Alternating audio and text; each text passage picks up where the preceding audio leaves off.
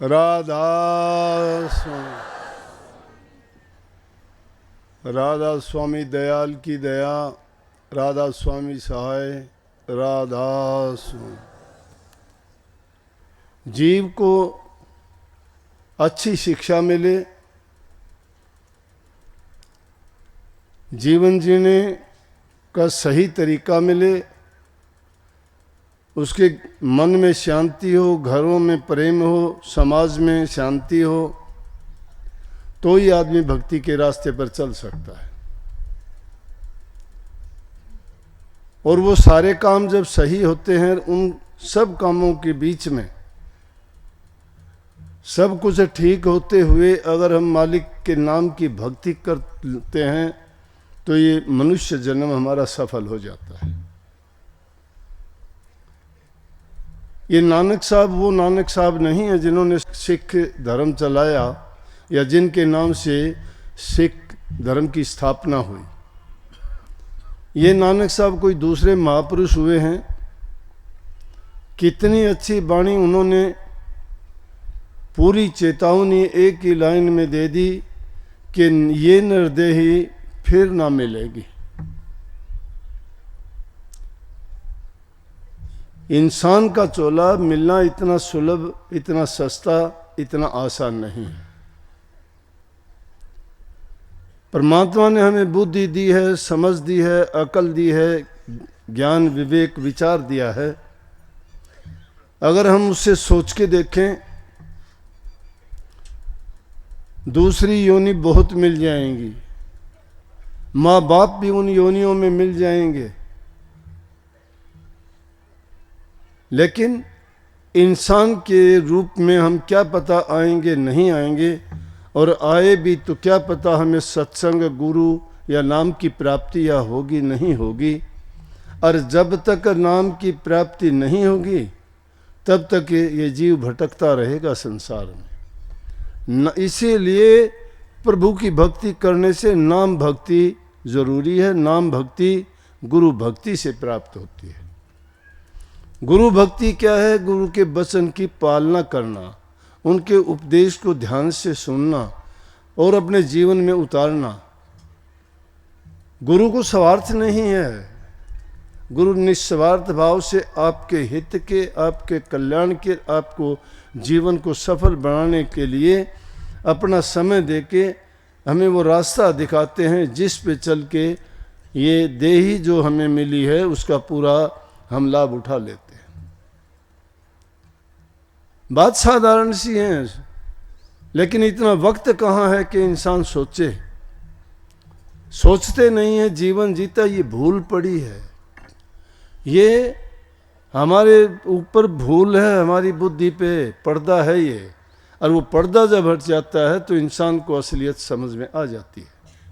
जानते हैं, सभी जानते हैं, लेकिन वो पर्दा नहीं हटा सकते। पर्दा किससे हटेगा? पर्दा हटेगा गुरु भक्ति से। और गुरु भक्ति में क्या देंगे? गुरु नाम भक्ति करवाएंगे। जिन्होंने सिख धर्म की स्थापना की वो नानक साहब कहते हैं, नानक नाम जहाज चढ़े सो उतरे पार। बता दिया भक्ति का सूत्र कि नानक नाम जहाज, ये संसार सागर है और इस सागर में कितने झपेड़े थपेड़े तूफान, कितने क्या क्या होता है, लेकिन जो नाम रूपी जहाज है उस पर सवार हो जाता है वो परले पार हो जाता है। इस पार में काल और माया है, बंधन है, यहाँ जेल है मीठी, ये कैद है काल ने बना रखी है। जीवों को घेर घेर के बांध के रखते हैं, छुटाने का प्रयास करते हैं, नहीं छूटते। इस जेल से छूटना आसान है ही नहीं, लेकिन गुरु जब मिल जाता है तो वो काल की शक्तियां, माया की शक्तियां देख के डरती हैं। 5 नाग 25 नागणी सुंगत तुरत मरी। जब उस नाम की उनको सुगंध भी आ जाती है तो जो चीजें इसे जीव को भटकाती हैं वो तुरंत मर जाती हैं। वो एक ऐसी औषधि है, जिसने वो औषधि प्राप्त कर ली उसका कल्याण हो जाता है। लेकिन उसके लिए ज़रूरी है। अगर इन बातों को कोई नहीं मानता है तो इसमें बताया कोई सांप की योनि में जाएगा, कोई कुत्ते की योनि में जाएगा, कोई गाय भैंस बकरी बनेगा, कोई ऊंट चिड़िया कबूतर बनेगा, कोई कुछ बनेगा। और उनकी योनियों को देखो, उन नीची योनियों में जाके इस जीव की क्या हालत होती है, उनके हालात को देख के गौर किया करो। अगर तुम सांप और नेवले की लड़ाई देखो, लड़ने के लिए उनके हाथ ही नहीं है, एक के तो बेचारे के पांव भी नहीं है, वो उस पर दाव चलाता है किस चीज से? मुंह से, और दूसरा बचने का प्रयास भी मुंह से करता है। कोनो हथियार नहीं है उनके पास, ना लड़ाई के लिए ना बचने के लिए। दोनों जीवों की हालत देखो, अच्छी योनि नहीं है ना, कोई भी अच्छी नहीं है, और एक दूसरे के साथ दुश्मनी भी है। वो उसको मार देता है, देखते ही मारता है। इसी तरह से दूसरे जीवों को देखो, जीवा जीवे से भोजन, जीव जीव का भोजन करता है। लेकिन एक इंसान है, ऐसी चीज है, इसकी कोई दूसरा योनि, दूसरा जीव बराबरी नहीं कर सकता।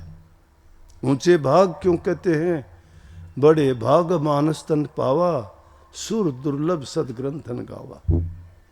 बड़े भाग्य से मनुष्य का शरीर मिलता है, जो हमारे ग्रंथ सारे के सारे इस बात का गीत गाते हैं। जो देवताओं को भी दुर्लभ है, वो भी नहीं पाते। इसलिए ये योनि पाके हमें अपना कर्म और जीवन दोनों चीज बना लेनी चाहिए। कर्म सुधारना, कर्म बिगाड़ता है इंसान को। जीवन को अगर सुधारना है तो कर्म को बनाओ, कर्म को सुधारो। वो कर्म की रेख तभी मिटेगी कि कर्म अच्छा बना लोगे। कर्म की रेख नहीं, कर्म की लेख। कर्म करते हो तुम्हारा लेख लिखा जाता है, उसी टाइम लिखा जाता है। हमें नहीं पता, हम नहीं देखते, लिखने वाला लिखता है। लिखारी उसके हाथ में नहीं है, कागज कलम स्याही नहीं है, उसका तो ऐसा लेख है कि वो देखते ही लिख देता है, तुम्हारे मन में आते ही लिख देता है। तो वो लेख जब लिखे जाते हैं, वो लेख मिटते नहीं हैं। हमारी तो बस की बात हो तो हम तो एक दिन में मिट देंगे, लेकिन संत फिर भी उसका तरीका बताते हैं। तो ये जीवन बर्बाद करने की चीज नहीं है। इसीलिए हमने नियम बनाए कि नशे, विषय और विकारों से बचो। शराब, कबाब, सुल्फा, गांजा, भांग, अफीम, चरस, इन चीज़ों का जो लोग सेवन करते हैं वो अपना स्वास्थ्य बिगाड़ते हैं, अपना जीवन बिगाड़ते हैं, अपने परिवार को भी खराब कर देते हैं, समाज में उसकी बेइज्जती होती है, धन उसका बर्बाद होता है। और ये चीज़ें जब बर्बाद होती है तो उसका जीवन ही बर्बाद हो जाता है। चोर वो हो जाते हैं, ठग झूठे वो बन जाते हैं। हर प्रकार के जितने भी ऐब, जितने भी पाप कर्म हैं, सभी उसमें ये नशा करने वालों में आ जाते हैं। क्योंकि काम वो कर नहीं सकता, काम के बिना, उद्यम के बिना पैसा नहीं आता, पैसे के बिना चीज़ें खरीदी नहीं जाती। जब चीज़ें नहीं खरीदी जाती, प्राप्त वो करना चाहता है, आदत उसकी बिगड़ी हुई होती हैं। कितने लोग जब वो आदत डाल लेते हैं फिर वो आदत छूटती भी नहीं, तड़फते हैं, सिर पटकते हैं, दीवारों से मारते हैं, अपनी घर जमीन जायदाद बेचते हैं।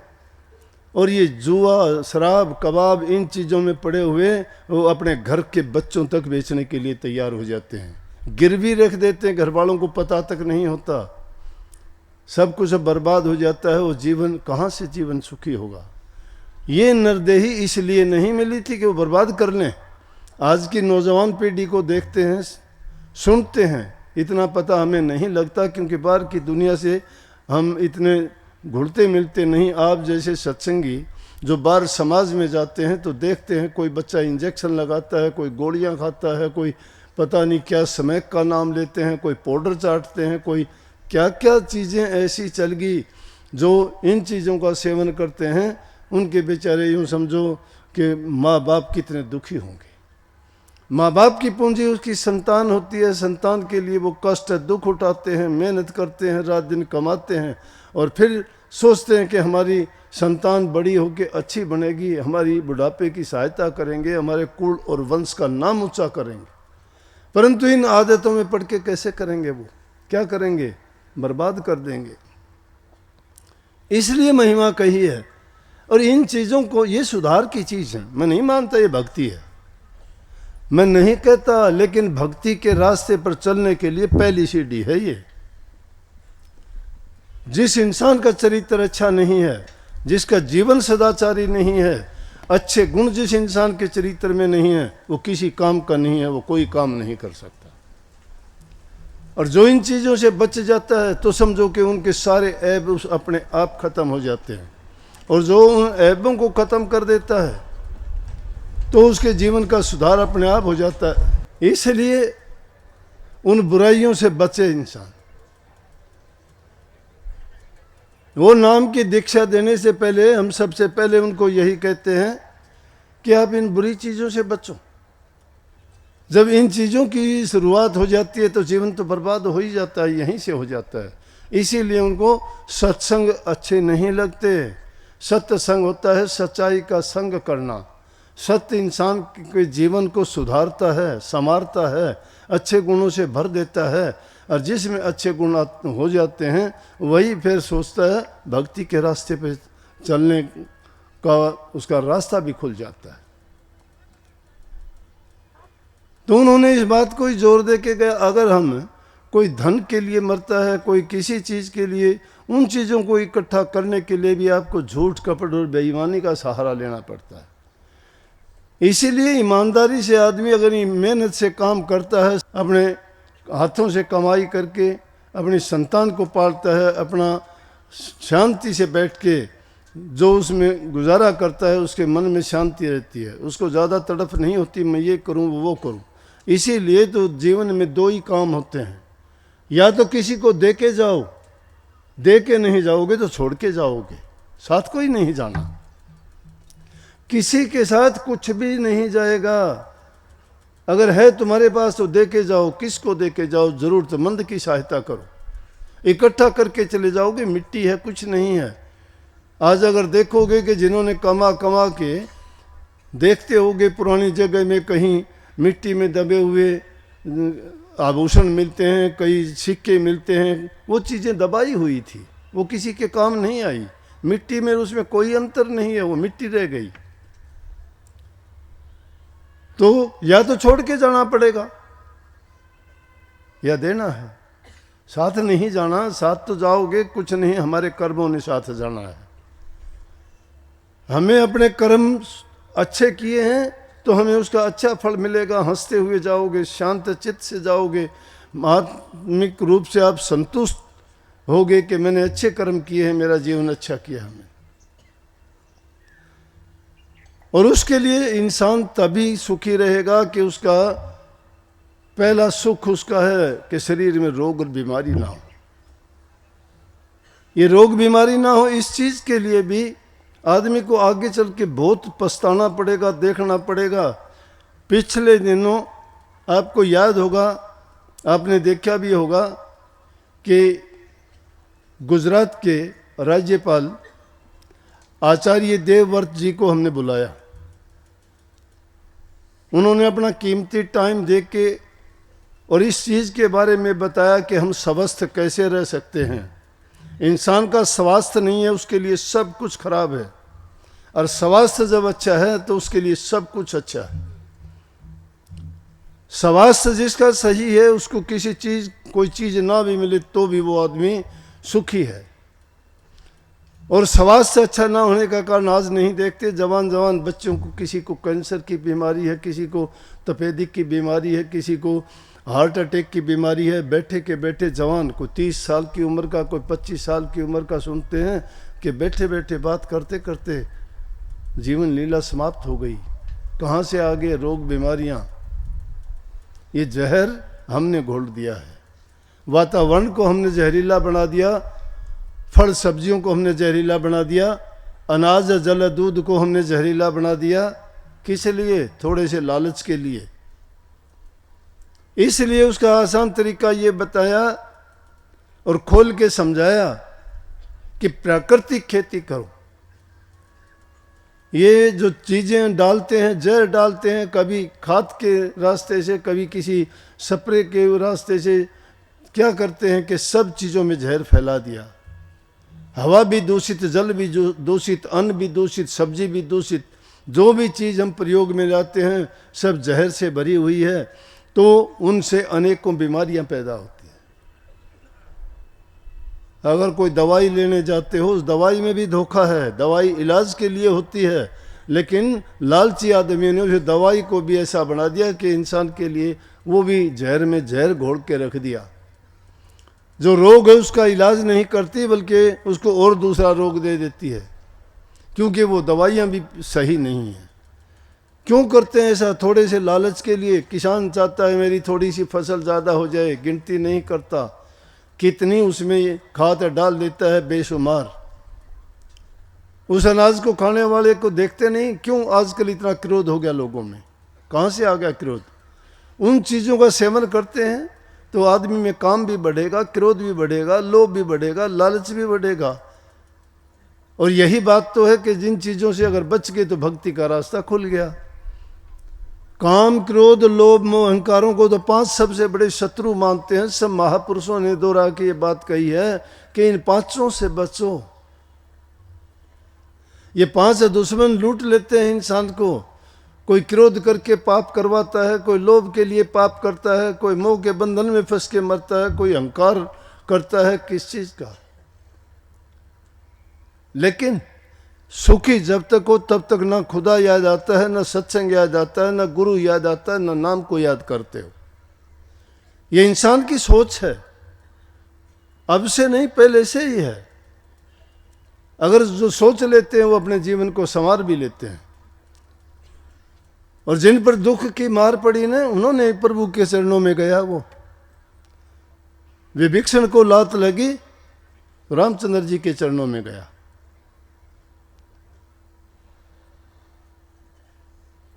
गया कि नहीं गया? ध्रुव और प्रहलाद को उनके पिताओं ने धक्के दे के निकाला, तो ही प्रभु के चरणों में गए, तो ही भक्ति का रास्ता अपनाया उन्होंने, और कहीं नहीं गए। अगर उनको लाड प्यार मिलता तो वो नहीं जाते उस रास्ते पे कभी भी। जब इंसान पर दुख पड़ता है ना, तो ही वो प्रभु की याद आती है, तो ही उनको परमात्मा और भक्ति की याद आती है। लेकिन वो दुख आने से ही पहले जो इंसान अपने जीवन में इन चीज़ों को शामिल कर ले, इन बुराइयों से छोड़ के प्रभु के नाम का सुमरण मात्र भी कर ले, तो भी इसका कल्याण हो जाता है। प्रभु के नाम में ही शांति है, वही सभी गुणों का सागर है। उनका तो नाम लेते ही आदमी के मन में शांति आनी शुरू हो जाती है, पाप और दुष्कर्म भागने शुरू हो जाते हैं। जिस प्रकार से जिस घर में बिल्ली घुस जाती है ना, चूहा एक नहीं रहता, बाहर ही नहीं निकलता। तो नाम रूपी बिल्ली को घर में बांध लो, एक भी चूहा नहीं रहेगा। लेकिन ये बहुत मुश्किल है, विश्वास आना, यकीन आना। हाँ, ठोकर लगेगी फिर तो आ जाओगी। ठोकर जब इंसान को लगती है ना, कई तो ठोकर खा के गिरते हैं, उठते हैं तो समझ लेके उठते हैं कि मैंने ये गलत किया था। लेकिन कई ऐसे होते हैं कि जिनको ठोकर लगती है फिर भी नहीं समझते। कई दूसरों को देख के ही समझ जाते हैं कि इसने ऐसा किया था, उसकी सजा ये मिली, इसलिए मुझे ऐसा करने से बचना चाहिए। लेकिन संत तो त्रिकालदर्शी होते हैं, उन्होंने सब देखा है, परखा है, आजमाया है, उनका अनुभव है, वो देखते हैं। और इसीलिए हम लोगों के लिए खोल के बताते हैं कि ऐसा काम ना करो कि जिसके कारण हमें फिर कष्ट उठाना पड़े, फिर हमें गंदी मंदी योनि में जाना पड़े। जो ये चोला मिला है इसको सफल बनाने के लिए अच्छी चीज, पवित्र चीजों का सेवन करो। हर चीज जो जैसा भी है उसमें गुण है, उसका सेवन करने से आपको वैसा ही बना देगी। इसीलिए जो प्राकृतिक खेती के लिए कई हम सब किसान लोग हैं, और ये दावे के साथ कहता हूं कि तुम प्रकृति के अनुसार चलो, उसके अनुसार खेती करो। आपको दुख है क्यों होती है? गलत टाइम पे बरसात होनी शुरू होगी, गलत टाइम पे गर्मी पड़ती है, गलत टाइम पे बारिश होती है, गलत टाइम पे सर्दी होती है। अपने मौसम अपने समय पर बदलते थे, समय के अनुसार सारी चीज़ें होती थी। प्रकृति एक बैलेंस पे काम करती है, लेकिन बैलेंस किसने बिगाड़ा? हमने बिगाड़ दिया। हमने जो काम बिना सोचे समझे किए, उसके कारण प्रकृति का बैलेंस बिगड़ता चला गया, उसके कारण हमारा बैलेंस बिगड़ता चला गया। इंसान की छोटी उम्र हो गई, रोगों से भर गए, कितनी तकलीफ है। लेकिन खुशी की बात यह है कि उस दिन के बाद में आचार्य जी ने बहुत से लोगों को जागृत किया इसके लिए, और जिन लोगों ने उसको अपनाया, डाया के अपने सत्संगी, उसका भाई का नाम क्या, नरेश, आया, आके मेरे से कहने लगे जी मैं प्रकृति खेती करता हूँ। क्या उसने कितने सुंदर अच्छे केड़े उसके, और दूसरी चीज़ें भी सारी की सारी दिखाई। हम जो पैदा करते हैं उनसे 100 गुना अच्छे, उनका स्वाद अच्छा, उनमें कोई किसी प्रकार का ये नहीं कि वो हमें तकलीफ़ दे या जिसके कारण हमारे शरीर पर कोई विपरीत असर पड़े। तो कहने लगा जी मैंने आज तक नाम नहीं रखा, उन चीज़ों का क्या नाम रखूं? मैं उसको कहने लगा कि तू नाम उनका देवदेन के नाम से कर दे। देव माने देवव्रत जी, और देन माने देने वाला, कि ये देन, ये रास्ता बताने वाला, ये तरीका बताने वाला आचार्य देवव्रत जी है, कि जो प्रकृति खेती के लिए इतनी मुहिम चलाई हुई है। और गुजरात में तो उन्होंने बहुत किसानों को लगा दिया है। अब थोड़े दिन, 2-3 दिन पहले भी उन्होंने फ़ोन करके बताया कि किसानों ने इस चीज़ को अपनाया है, उनको बहुत ही अच्छे तरीके से इस चीज़ को सीख लिया, और पैदावार भी उनकी पहले से ज़्यादा है, चीज़ें अच्छी मिलती हैं, और ज़मीन की उपजाऊ शक्ति भी उससे बड़ी है। अब हम अंधाधुंध खाद डालते हैं, उनमें खाद भी ऐसी डालते हैं कि ज़मीन का पत्थर बना दिया, ना वो पानी लेती है, ना उसमें उपजाऊ शक्ति रहती है, और उसके बदले में वो जहर बना के हम चीज़ पैदा करते हैं, जो हमें रोग, बीमारी, तकलीफ़, सारी की सारी चीज़ें उससे हमारे शरीर को बर्बाद करती हैं। इसलिए हमें चाहिए कि उनके बताए हुए तरीके को थोड़े से, गोबर पानी का तो बताया, 1 दिन का गोबर ही 1 एकड़ को जो है पूरा खाद दे देगा। उसमें ऐसे जीवाणु पैदा हो जाएंगे ज़मीन में जो आपकी खेती की पैदावार को बढ़ा देंगे, उपजाऊ शक्ति को बढ़ा देंगे, और वो निरोग्य होगी जो चीज़ हमें प्राप्त होगी। इसलिए ऐसी चीज़ों का जब सेवन करेंगे तो हमारा मन भी शुद्ध होगा, शुद्ध मन में ही शुद्ध विचार आएंगे, और शुद्ध विचार होंगे वही हमें भक्ति की ओर लेके जाएंगे। भक्ति करने का मन करेगा। जो आदमी रोगी है, जिसको कोई तकलीफ़ है, उसका तो चिड़चिड़ापन हो जाता, नाम कहाँ, वो तो वैसे भी किसी से अच्छी तरह से बात नहीं कर सकता, उम्र कम हो जाती है। कई बार तो ये देख के बड़ा अफसोस होता है कि छोटे छोटे बच्चों की हालात जो देखते हैं, लेकिन माँ बाप को उन बच्चों का बोझ ढोना पड़ता है। क्या करें, पैदा किया है उन्होंने, किन चीज़ों के कारण, उन गलत चीज़ों के सेवन के कारण ऐसा हुआ है। कोई गर्भ से ही कैसा पैदा होता है, चलो कर्म अलग चीज़ है, लेकिन जो कर्म करने का हमारे मालिक ने हमें समय और वक्त दिया है, उससे हमें अपना कर्म सुधारना चाहिए। अपना कर्म तो सुधारना चाहिए। कर्म सुधारेंगे तो परिणाम उसके अपने आप अच्छे होंगे। कर्म अगर बिगाड़ते हैं तो अच्छे परिणाम की तो हम आशा कर ही नहीं सकते। इसलिए संतों ने कहा कि नाम जपो, नाम जपो। नाम जपने से ही बहुत फायदे हो जाएंगे। सुमन किया करो उसका। नाम का सुमन करने से क्या होगा, एक तो आपके मन में दूसरे विचार नहीं आएंगे। दूसरे कौन से, जो नकारात्मक प्रकार की सोच है।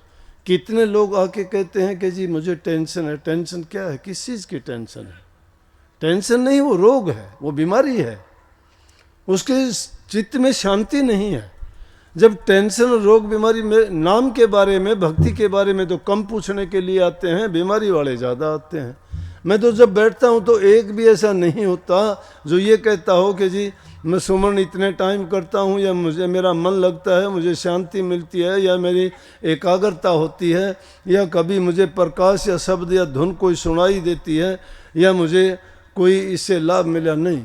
सब आते हैं, कोई सर दर्द, कोई पेट दर्द, कोई कान दर्द, कोई आंख दर्द, कोई कहता है कि और नहीं तो कुछ ना कुछ ये कहेंगे जी मुझे टेंशन है। टेंशन का नहीं पता लग गया टेंशन किस बात की है, क्यों बनी वो टेंशन। वो टेंशन यही टेंशन है। तो अपने आप को इस काम में लगाओ ना, मन को नाम में लगा दो। नाम जब तुम जपते चले जाओगे, मन खाली है, ये बड़ा शैतान है, ये डामाडोल रखता, टिकने ही नहीं देता।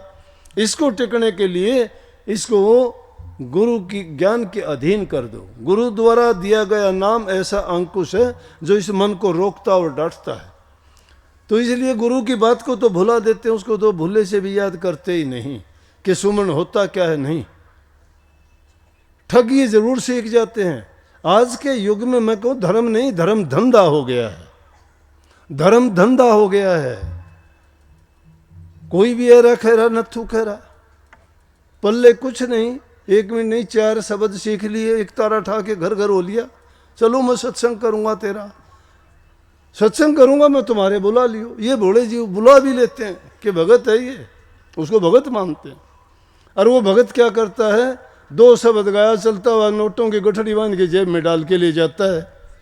बहाना क्या लगाते हैं कि महाराज जी का हुक्म ही मुझे है। अरे महाराज जी किसी को हुक्म नहीं देता ठगी और चोरी करने का। ऐसा आदमी अगर तुम्हारे पास कोई आता है और कहता है उसे जूत मारो, ये लुटेरे हैं, ये ठग हैं, ये बदमाश हैं, ऐसे लोग ये संगत में बिगाड़ करते हैं, किस नाम के पैसे दो उसको, लोग मजदूरी किया कर, जाके वहां मिलेंगे तेरे को। तू जो गाता है वो हम भी गा लेंगे। और उनको हमारा योगदान होता है ज्यादा उनको ठग बनाने में। उनको तो परवाह नहीं है कि उनके जीवन का आगे चल के क्या असर होगा, क्या परिणाम मिलेगा। जो इस तरह से जीवों से मांग मांग के भीख मंगे हैं, वो मंगते और भिखारी हैं, घर घर दर दर जो फिरते हैं। अगर ऐसा कोई मिलता है ना, उसको बेशक पुलिस में दे दो। अगर ऐसा तुमसे कोई कहता है और पैसे लेता है, नहीं, अगर करता है तो कर सत्संग, उसको ना दो चवन्नी भी, आ जा भाई रोज कर। ऐसे लोगों से ठगे जाते हो तुम। हम धाड़ धाड़ के रोजाना कहते हैं, फिर भी आप उनके पीछे हो लेते हो। तो ऐसे आदमी लज्जाहीन हो जाते हैं। लज्जाहीन आदमी को शर्म नहीं होती, कोई भी वो कुछ भी कर लेगा। तो मैं कहता हूं धर्म नहीं धंधा हो गया। करते तो नहीं है। अरे नाम भक्ति करोगे, तुम्हारी तो भावना ये होगी मैं किसी को दूं, लूं नहीं किसी से। जिस इंसान को सत्य समझ में आ गया, किसी का कर्जदार नहीं बनना चाहता, वो किसी का उपकार और भलाई करना चाहता है। इससे अच्छा किसी गरीब दुखी को, जरूरतमंद को अगर दोगे तुम्हारा पुण्य होगा। लेकिन ऐसे ठगों को देने से तो तुम्हारा भी नाश हो जाएगा। क्योंकि तुम्हारा दिया हुआ पैसा अगर गलत जगह लगता है या गलत चीज पे खर्च होता है तो उसका पाप तुम्हें लगता है। उसको तो लगे वो लगे, देने वाला पाप का अधिकारी बन जाता है, क्योंकि वो उसके देने के कारण वो पाप हुआ। इसलिए ऐसे पापों से बचो। पास से पैसे देते हो और फिर भी तुम खोटा कर्म में शामिल हो जाते हो, और एक सत्संगी को बिगाड़ देते हो, और वो पता नहीं कितने सत्संगियों को बिगाड़ता है। फिर बार बार ये शब्द वाणी में गाते हैं तो पहला दो आप बोले गुरु हमारा एक है, नुगरे करें 1000 है। बोलने में तो बहुत बोलते हो कि गुरु हमारा एक है, नुगरे करें 1000। हम पल्ला पकड़ा एक कर हो गए परले पर, तुम तो 10 का पल्ला पकड़ रहे हो, एक का कहाँ पकड़ा। एक का पल्ला अगर पकड़ लेते हो तो एक तो कहने लग रहा है कि बुराइयों से बचो, पाप कर्मों से बचो, नेक कर्म करो, पर उपकार करो, पर हित करो, माँ बाप की सेवा करो, बच्चों को अच्छी परवरिश करो, उनकी अच्छा शिक्षा, अच्छी तालीम, अच्छे गुण उनमें भरो, अच्छे संस्कार उनको दो, ताकि आगे चल के वो अच्छे इंसान बने। अरे और जगह जाने के लिए, सब जगह ठोकर खाने के लिए तैयार हो जाते, सांग में, सनीमे में, खेल में, कूद में, नाच में। वो नहीं जाए तो भी तुम लेके चले जाते हो। लेकिन सत्संग में तुम्हारे कहने से नहीं आते। क्यों नहीं आते? सत्संग उनका छीनता है कुछ या कुछ देता है उनको? ये इंसान की भूल है, जहाँ सब कुछ बिगड़ता है, उसका जीवन बिगड़ता है, विचार बदलते हैं, उस गंदी चीज में तो भाग के जाएगा।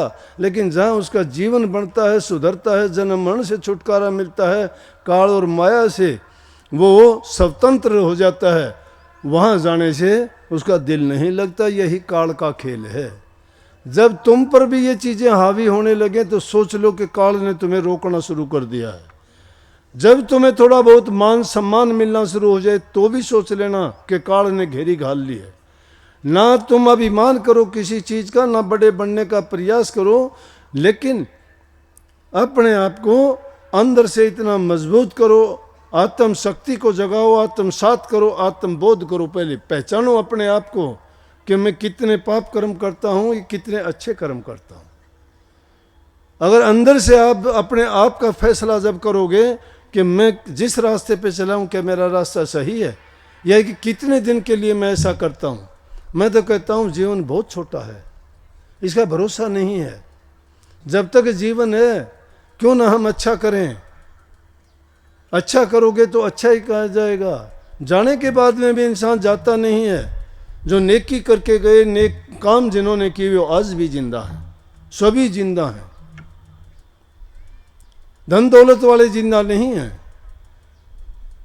सोने की गढ़ लंका थी, 1 लाख पूत 1.25 लाख नाती थे, रावण के घर दिया जलाने वाला नहीं बचा। सोने की लंका, सोने के कंगूरे थे, लेकिन वो धनवान था। क्या हुआ? आज भी उसके पुतले बना के पाप कर्म के कारण फूंकते हैं। तो धन में कुछ नहीं है, मान बढ़ाई नहीं है, किसी चीज में नाम भक्ति में है। मैं कहूं था ना कि जिसको ठोकर लगती है, सुग्रीव को ठोकर लगी, रामचंद्र जी के शरण में गया। जिसको भी ठोकर लगी, लेकिन इस जीव को बिना ठोकर लगे संत कहते हैं कि भाई तुम हमारी शरण में आ जाओ, बिना ठोकर लगे हम अपनाते हैं और तुम्हें सुधारेंगे। फिर क्यों नहीं सुधरते? यहां कोई फीस नहीं देनी पड़ती, यहां देना पड़ता है मन। और मन भी कैसे? तुम्हारे अपने हित और कल्याण के लिए। गुरु नहीं कहता शिष्य को ऐसा चाहिए, गुरु को सर्वस्व दे, गुरु को ऐसा चाहिए, शिष्य का कुछ नहीं ले। शिष्य तो अपना सब कुछ देना चाहिए गुरु को। सब कुछ देने का तात्पर्य ये है कि गुरु की आज्ञा में कि जो भी कोई कार्य करते हो तो उसको उसी समय तुलना करके देखना चाहिए कि गुरु का वचन क्या है, कि गुरु इस बारे में क्या कहता है, कि ऐसा करने से मेरा हित होगा या मेरा नुकसान होगा, मुझे ये करना चाहिए या नहीं करना चाहिए। कहीं गुरु की अवज्ञा तो नहीं है। जो इन चीज़ों का पालन करता है वो गुरुमुख कहलाता है, क्योंकि वो गुरु की आज्ञा में चलता है। और गुरु आज्ञा इंसान के जीवन को संवारती है। और जो अपनी मन मर्जी का काम शुरू कर देता है वो मनमुख है, वो मन के कहे में चलता है। और मन कभी सीधे रास्ते किसी को चलने नहीं देता। क्यों नहीं चलने देता है? काल का एजेंट है। काल नहीं चाहता कि उसकी नगरी उजड़ जाए, उसके जीव यहाँ से कहीं आज़ाद होकर न निकल जाएं, उसकी दुनिया ना उजड़े। इसलिए काल ने बहका दिए। किसी को किसी चीज़ में, किसी को लोभ में, किसी को लालच में, किसी को तीर्थ में, किसी को व्रत में, किसी को पूजा में, किसी को पाठ में, किसी को और दूसरी चीज़ों में, अनेकों ऐसी चीज़ें पैदा कर दी काल ने कि जीव उसी में चक्कर काटता फिरता है, उसी को बड़ी मान लेता है। लेकिन संत जब आते हैं तब इसको बुखार चढ़ जाता है कि अब ये आगे, अब ये तो मेरी दुनिया को खाली कर देंगे। इसलिए सत्संगियों में भी काल घुस के उनकी भी बुद्धि को भ्रष्ट करता है, वो जांच लेता है। तुम्हें देखा होगा कई बार जब शेर को या जंगली जानवरों को अपने शिकार की खोज होती है ना, और उनको कोई शिकार नहीं मिलता, तो देखते हैं या तो हिरणों के झुंड के पीछे, या जो जंगली गायें होती है उनके पीछे, या और दूसरे जानवर उनके पीछे वो शेर, और वो भागते हैं। थोड़ा सा उनके पीछे भाग के देखते हैं, जो कमज़ोर होता है वो पीछे लग जाता है, उसी को पकड़ लेते हैं। वो पकड़ने के लिए नहीं भागते, पहले यूं देखते हैं कि उनमें कोई लंगड़ा हो, कोई दुखी हो, कोई बीमार हो, कोई बूढ़ा हो जो भाग नहीं चल सकता, उसको पकड़ लेंगे दाव लगा के। इसी प्रकार से काल भी देख लेता है। जिनके ढुलमुल विचार होते हैं ना, उन पर दाव चला लेता है और वो पकड़े जाते हैं। किसी दाव में फंस जाओ तो वो उनके दाव में आते ही गिर जाते हैं, कोई लोभ के बस में, कोई लालच। कितने सत्संगी आते हैं, कितने सत्संगी, कोई दिन देखोगे कि काफ़ी आगे आगे फिरेंगे, संगत के आगे भी फिरेंगे, कभी प्रसाद जमाते हैं, कभी बड़े हाथ चलाते हैं, तू यहाँ बैठ, तू वो कर, तू वो कर, दिखावा करेंगे। और तू कुछ दिन के बाद देखोगे बोले कि ना मेरी नहीं बनी वहाँ, मन देख लिया वहाँ अच्छा था नहीं। अरे वो अच्छा नहीं था कि तू अच्छा नहीं रहा। मतलब आदमी क्यों निकलता है? अपने आप को छिपाने के लिए वो दोष दूसरों को देता है। ये नहीं कहता कि मैं अपने दाव में मर गया, अपने लालच के कारण मैं नहीं टिक पाया। तो रवि रजनी एक जगह नहीं रह सकते ना, सूर्य उदय होते ही अंधेरा भाग जाता है। इसी प्रकार से जिस इंसान के कर्म अच्छे नहीं होते वो सत्संग सतगुरु नाम उसको भी अच्छे नहीं लगते। वहाँ वही टिकता है जो असल धात का होता है, जो निज घर का अपना घर बनाना चाहता है, अपनी रूह को वहाँ ले जाना चाहता है, एक कालजाल के झमेले से छूट जाना चाहता है। लेकिन जो माया के गुलाम है वो क्या करेंगे? जो अपने मन के बस की बात करते वो क्या करेंगे? जो इंद्रियों के भोगों में फंसे हुए वो तो रोग होंगे, रोगी होंगे, वो सोगी होंगे। भोग भोगोगे तो रोग होंगे, रोग होंगे तो सोग लगेगा, दुख होगा। इसलिए उन भोगों को पीछे ना भागो, इंद्रियों को ना भगाओ उनके पीछे, उसके पीछे भगाओ जिसके कारण तुम्हारा सब कुछ सुधर जाएगा। वो है गुरु का नाम। ज़्यादा कुछ नहीं कर सकते, इतना कर सकते हो कि गुरु की जो जो आज्ञा मिलती है, जो जो उपदेश करते हैं, धीरे धीरे करके उनको अपनाते जाओ। मानता हूँ एक दिन में नहीं सुधार होगा, आदत पड़ी हुई है सदियों से, जन्मों से, कितने जन्मों से बिगड़े हुए हैं ये मन और हमारे ख्यालात विचार। अपने विचारों को सुधारो धीरे धीरे करके। कही है धीरे धीरे रे मना धीरे सब कुछ होए, माड़ी सींचे सो घड़ा ऋतु आए फल होए। फल तो ऋतु आने पे ही होता है। गादड़ की तावड़ में बेर को नहीं पाके भाई। गादड़ ने सोचे झाड़ी की तरफ देखे कि बेर पके नहीं अभी, वो तो टाइम होगा जब पकेंगे। टाइम आने पर हर चीज़ सही होती है। इसलिए काम अपना करो और फिर इस चीज़ की तरफ ना जाओ। परिणाम क्या है ये भी ना सोचो मुझे क्यों नहीं प्रकाश होता, ये भी ना सोचो मुझे धुन क्यों नहीं सुनाई देती, ये भी ना सोचो मुझे गुरु का नूरी रूप अंतर में क्यों नहीं प्रकट होता। ये सोचो कि ये चीज़ें जब नहीं आती हैं तो मेरे मन के शीशे पर अभी मैल जमी हुई है, अभी मेरे खोटे कर्म बाकी हैं।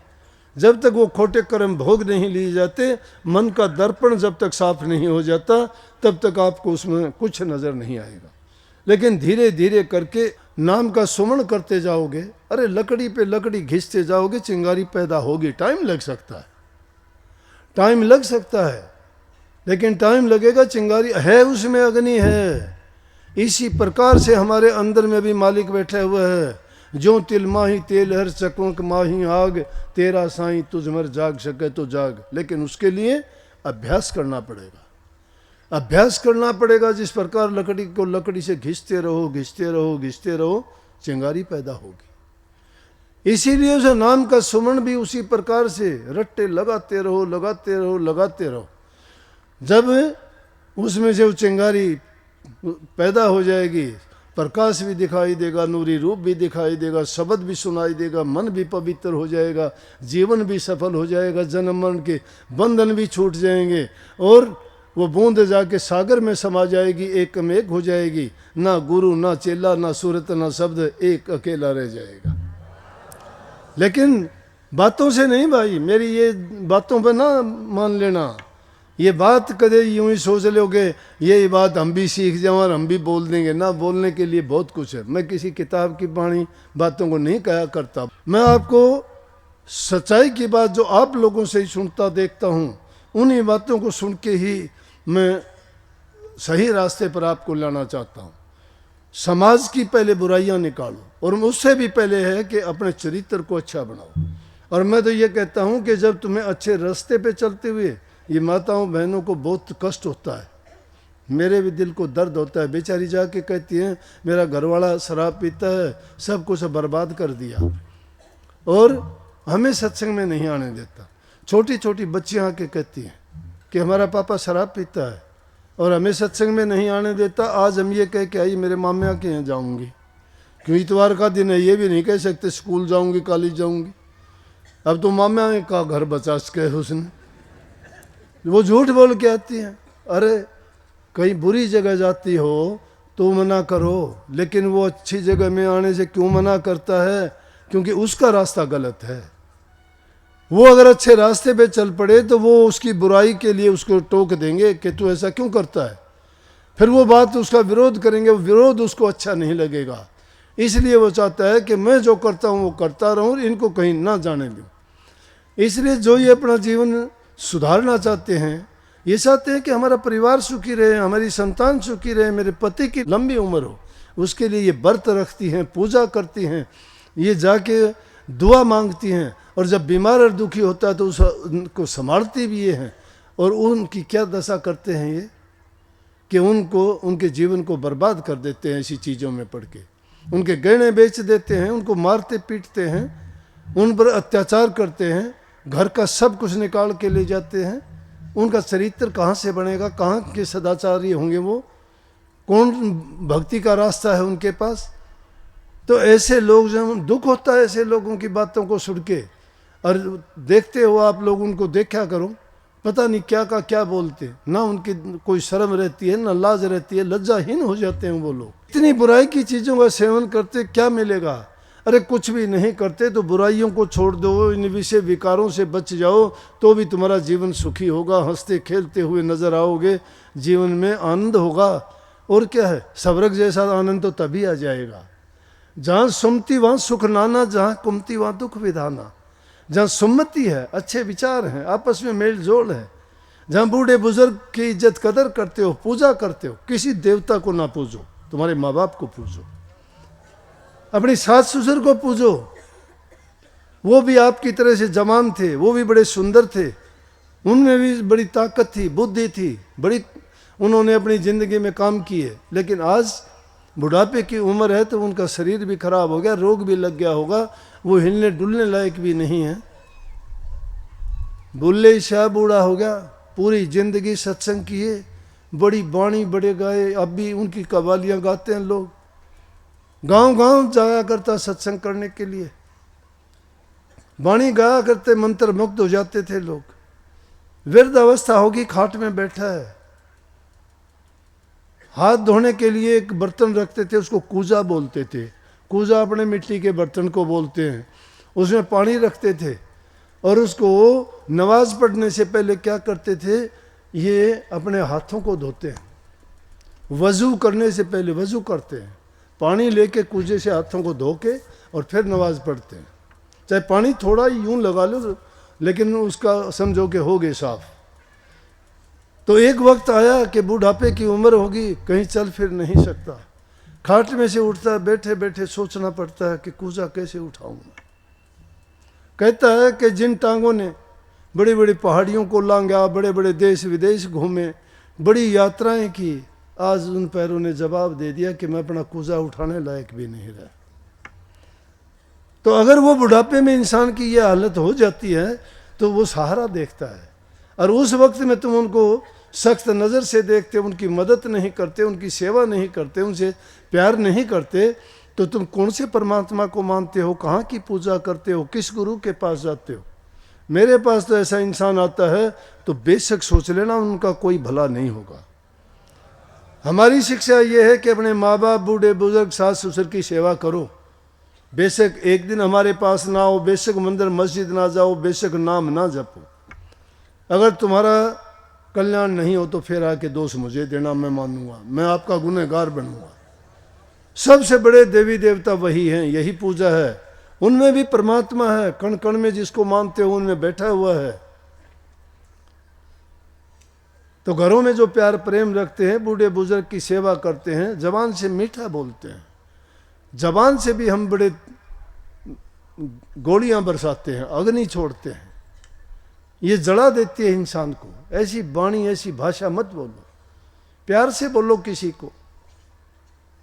वशीकरण मंत्र है मीठा बोलना। और कोई वशीकरण मंत्र नहीं है। तुम डरते हो ना तांत्रिकों से कि उसके पास तंत्र विद्या है, वो ये कर देगा, वो कुछ को नहीं जानता, कोई कुछ नहीं कर सकता। तंत्र तुम्हारा ये है और इसकी तंत्र विद्या ये है, जो भी काम तुम एकाग्र होके करोगे वो शक्ति तुम में आ जाएगी। अगर आंखों की शक्ति चाहते हो तो आंखें बंद करके तुम गुरु के रूप में अपनी दृष्टि को जमाया करो। अगर वाक्य सिद्धि चाहते हो तुम नाम का सुमरण किया करो। अगर तुम संकल्प की सिद्धि चाहते हो तो ध्यान लगाया करो। सुमरण, भजन और ध्यान, ये तीनों चीजें आपको ऐसा बना देंगे कि जबान से बोलोगे वही काम हो जाएगा। जिस पर दृष्टि डालोगे, बीमार पे डालोगे, वो ठीक हो जाएगा। जिस पे भी जिस दृष्टि से तुम दृष्टि डालोगे उसको वही लाभ प्राप्त होगा। और जिसके बारे में जो संकल्प मन में उठाओगे, देखते ही देखते हो तुम्हारा काम हो जाएगा। जबान से किसी को आशीर्वाद दोगे उसके सारे काम सिद्ध हो जाएंगे, लेकिन किसी पर अगर कोप भरी दृष्टि होगी तो उसका नुकसान भी कर दोगे। लेकिन ऐसा नहीं करना। संत मत की शिक्षा ये है कि परहित के कारण सारे काम करो। दूसरे को सुख देते हो तुम्हें सुख मिलेगा, दूसरे को प्यार देते हो तुम्हें प्यार मिलेगा। प्रकृति का नियम है। अच्छे काम करने से आदमी को अच्छा नतीजा और अच्छा परिणाम मिलता है। तो कभी भी किसी के ना बुरा सोचो, ना बुरा करो, ना बुरा देखो। ये जिंदगी सफल है आपकी। ये 3 सूत्र हैं जिंदगी के। बुरा मत देखो, बुरा मत सुनो और बुरा मत कहो। और तीनों संत मत के ये स्तंभ हैं। जो आंखों को बंद करके गुरु रूप में दृष्टि जमाता है उसका ध्यान लगता है। कानों को बंद करके जो बाहर की धुन आवाज़ों को छोड़ के जो शब्द धुन को सुनना चाहता है तो उसकी वो इच्छा पूरी होती है।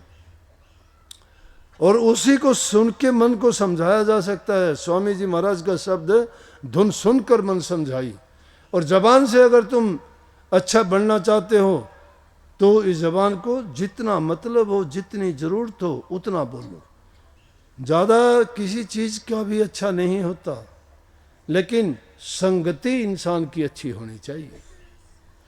इसीलिए सत्संग की महिमा है। सत्संग में सतगुरु का संग होता है। सतगुरु का संग हर प्रकार से आपको सच्चाई की ओर लेके जाएगा। आपका मन भी सच्चा, जीवन भी सच्चा, कर्म भी सच्चा, धर्म भी सच्चा और तुम्हारा जीवन भी सच्चा। ये सारी चीज़ें सच हो जाएंगी तो सचखंड के आप हकदार हो जाओगे। सचखंड का वीजा मिलेगा आपको। लेकिन सत्य का मार्ग नहीं अपनाता है, वो झूठ, कपट, बेईमान, ठग लोगों में बैठ जाता है। उसकी बुद्धि को हर लेते हैं और वो काल के रास्ते पे चल पड़ता है। सारे उल्ट काम होंगे। कोई उसका अच्छा काम नहीं हो सकता। हमेशा उसकी नीयत बुरे काम में रहेगी।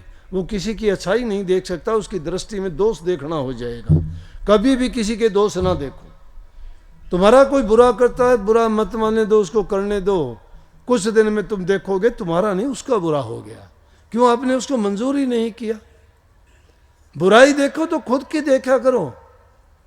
महापुरुषों ने कहा कि बुरा जो देखण मैं चला तो बुरा न मिले कोई, जो तन खोजू अपना तो मुझसे बुरा ना कोई। बुराई देखते हो अपनी देख लिया करो। इन बातों में क्या मिलेगा? ये भी उसके पास स्कूटर है, मोटरसाइकिल है, वो आजकल हवा में बात करता है, ये क्या मिलेगा? तुम अपनी, तुझे पराई क्या पड़ी, अपनी आप नमेड़। दूसरों को देख के मत जड़ा करो। मक्खी की तरह भिन्न भिन्न ना किया करो। चुन चुन के अच्छी बातों को अपनाया करो।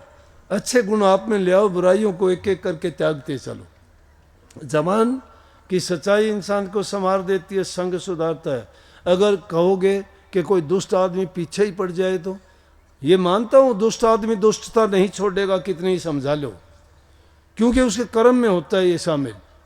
और ऐसे वो अच्छी योनि से आए हुए जीव नहीं होते। जब एक दुष्ट आदमी अपनी दुष्टता नहीं छोड़ता तो आप अपना अच्छापन क्यों छोड़ते हो?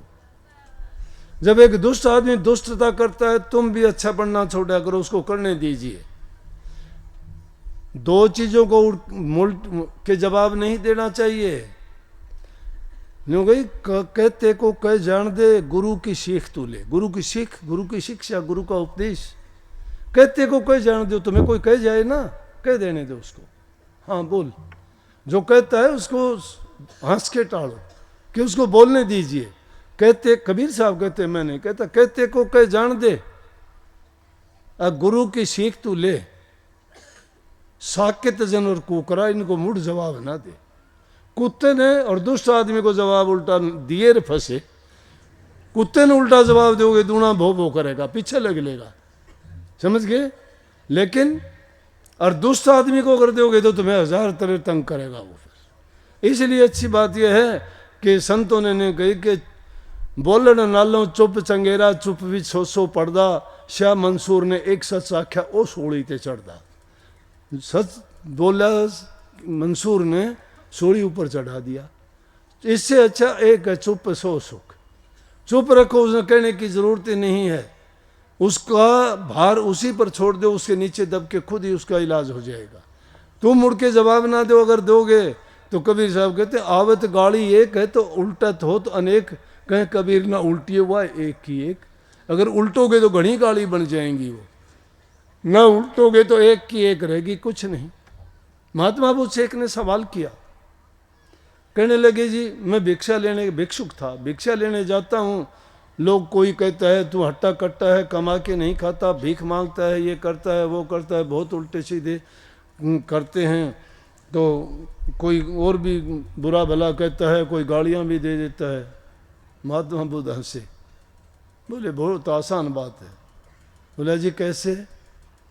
बोला कि तुम जब जाते हो तुम्हें कोई उल्टा सीधा बोलता है, तुम्हें भीख देने के लिए आता है और तुम झोली फैला के भीख ले लेते हो, वो होगी ना तुम्हारी होगी। हाँ, अगर कोई तुम्हें भीख देने के लिए आता है और तुम वो भीख नहीं लोगे तो वो कहाँ जाएगी? बोले जी वो तो उल्टी उसी के पास जाएगी। तो अगर कोई गालियाँ देता है तो गालियाँ लिया ना करो, उल्टी उसी को लग जाएंगी। क्यों स्वीकार करते हो? थोड़ा धैर्य रख के देखो। मैंने तो जिंदगी में सीखा है भाई कि धैर्य रखोगे ना, उनका थप्पड़ उनके मुंह पर लगेगा अपने आप। अपना मुंह अपने आप पीटना शुरू कर देंगे, बताने की कहने की जरूरत नहीं है। लेकिन तुम्हें सच्चा बनना पड़ेगा उसके लिए। ये नहीं हो सकता कि तुम खुद पाप में डूबे रहो और फिर ये सोच लो कि मैं तो सच्चा हूं और ये जो है बेकार में मुझे परेशान करता है। नहीं, ये उन लोगों के लिए कहता हूं कि जो सच्चाई के रास्ते पे चलना चाहते हैं, जो भक्ति करना चाहते हैं, जो इंसानी जीवन को सफल बनाना चाहते हैं।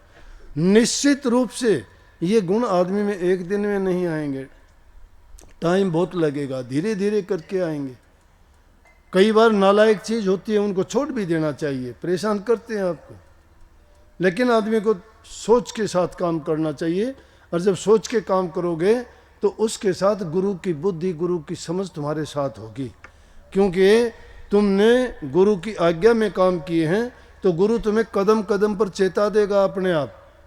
तुम तो पता नहीं क्या करना चाहते हो, हम तो पता नहीं क्या कर देंगे, क्या करना चाहते हैं, लेकिन हमारा रखवाला जब हमारे सिर पर बैठा हो गलत नहीं करने देगा। अगर हम उसके हो गए तो, लेकिन उसके तो हुए तो नहीं, हम हुए तो अपनी चतुराई के, अपनी चतुराई से बात करते हैं, ऊपर से दिखावा उसका होने का करते नहीं। वो इतना मूर्ख भी नहीं है, जानता है सब। वो सब जानते हुए भी किसी का पर्दा नहीं, परमात्मा किसी का पर्दा उगाड़ता है। ये दुनिया उसने बनाई है, उसकी दुनिया में ठग चोर डाकू लुटेरे सारे तो हैं, वो क्यों करने देता उनको ये काम? तो संतों में भी ये गुण है, जो करता है उसको करने देते हैं, रोकते नहीं। कर भाई कर, सजा तुझे मिलेगी, मैं तेरे कर्म का और पाप का भागी क्यों बनूं? लेकिन इन सब चीज़ों का इलाज है, वो मैंने बताया नाम भक्ति। और नाम भक्ति गुरु भक्ति के बाद में शुरू होती है। गुरु भक्ति दृढ़ के करो और पीछे और उपाय, बिन गुरु भक्ति मोह जग कभी न काटा जाए। मोटे बंधन जगत के गुरु भक्ति से काट, झिन्ने बंधन चित कर कटे नाम प्रताप। मोटे जब लग जा नहीं तो झिन्ने कैसे जा, ताते सबको चाहिए नित गुरु भक्ति कमा। गुरु भक्ति कमा, गुरु के भक्त बनो। गुरु भक्ति क्या है? गुरु के वचन की पालना करना, गुरु की आज्ञा में चलना, गुरु जो कहते हैं उसके अनुसार कार्य करना। और गुरु क्या कहते हैं? गुरु हमें अपना जीवन बनाने की, सुधारने की, बुरी आदतें छोड़ने की, अपनी हक हलाल की कमाई से जीवन बिताने की, बूढ़े बुजुर्ग की सेवा करने की, दूसरे के हित और भलाई करने की सलाह देते हैं। जो आदमी नीयत अपनी अच्छी रखता है उसका जीवन सफल हो जाता है और मालिक हमेशा उनके अंग संग रह के उसके सारे काम सही करवाता है। बहुत बहुत आप सबको आशीर्वाद। राधा